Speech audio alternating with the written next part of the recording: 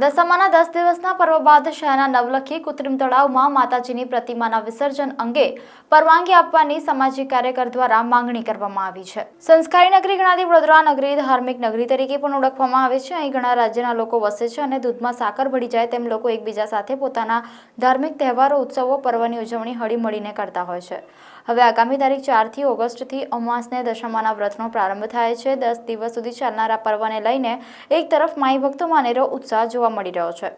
દશામાના પધરામણી સાથે 10 દિવસની સ્થાપના માટે પંડાલ પણ બનાવી શણગારવામાં આવ્યા છે। ત્યારે આવનારા દિવસોમાં દશામાની પ્રતિમાઓનું શહેરના નવલખી કૃત્રિમ તળાવમાં વિસર્જન કરવા માટે તંત્ર દ્વારા પરવાનગી આપવામાં આવે તેવી માંગ સામાજિક કાર્યકર કમલેશ પરમાર દ્વારા કરવામાં આવી છે।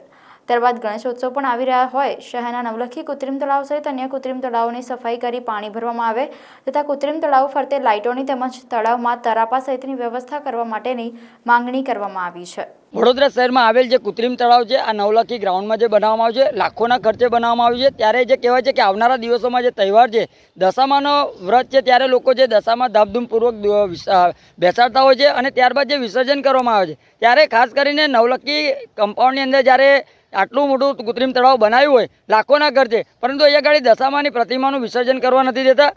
એટલે ખાસ કરીને આપણા મીડિયાના માધ્યમથી વડોદરા શહેરના મ્યુનિસિપલ કમિશનર સાહેબ, મેયર સાહેબ, ચેરમેન સાહેબને અપીલ છે કે અહીંયા ગાડી પણ દશામાનું જે પ્રતિમાઓ છે વિસર્જન કરવામાં આવે તેવી કોઈક કામગીરી કરવી જોઈએ। સાથે સાથે વડોદરા શહેરની અંદર અલગ અલગ વિસ્તારોમાં કૃત્રિમ તળાવ બનાવ્યા છે ત્યાં પણ તમે જોશો કે જે દુર્દશા એમની એટલી ખરાબ છે કે ત્યાં ગાડી કચરાના ઢગલે ઢગલા છે, સાથે ગંદકીનું ભરમાર છે અને હાલમાં જે કહેવાય છે કે ચોમાસાની ઋતુ હોય ત્યારે ખાસ કરીને તળાવને વહેલામાં વહેલી તકે વ્યવસ્થિત કરવું જોઈએ જેથી કરીને વરસાદનું પાણી આવે છે વરસાદનું પાણી આવા કૃત્રિમ તળાવોની અંદર જમા થાય। કારણ કે જે તે સમય પર જે કહેવાય છે કે લાખોનો ખર્ચો કરીને કૃત્રિમ તળાવ ભરવામાં આવતું હોય એટલે વડોદરા શહેરના નગરજનોના ટેક્સના વેરાના રૂપિયા ખોટી દિશામાં વપરાઈ રહ્યા હોય તો ખાસ કરીને વડોદરા શહેરના મેયરશ્રી, કમિશનરશ્રી, ચેરમેનશ્રી આપના મીડિયાના માધ્યમથી ખાસ કરીને તાત્કાલિક ધોરણે ધ્યાન આપે અને કૃત્રિમ તળાવની જે પણ જે કામ્યો છે એને જે કહેવાય છે સુધારો કરવામાં આવે, સાથે સ્ટ્રીટ લાઇટ હોય કે જે તે કામગીરી હોય એને વહેલામાં વહેલી તકે પૂર્ણ કરવામાં આવે। કારણ કે આવનારા દિવસોમાં ગણપતિની પણ જે કહેવાય છે કે સ્થાપના થવાની છે તો તેને ધ્યાનમાં રાખીને વહેલામાં વહેલી તકે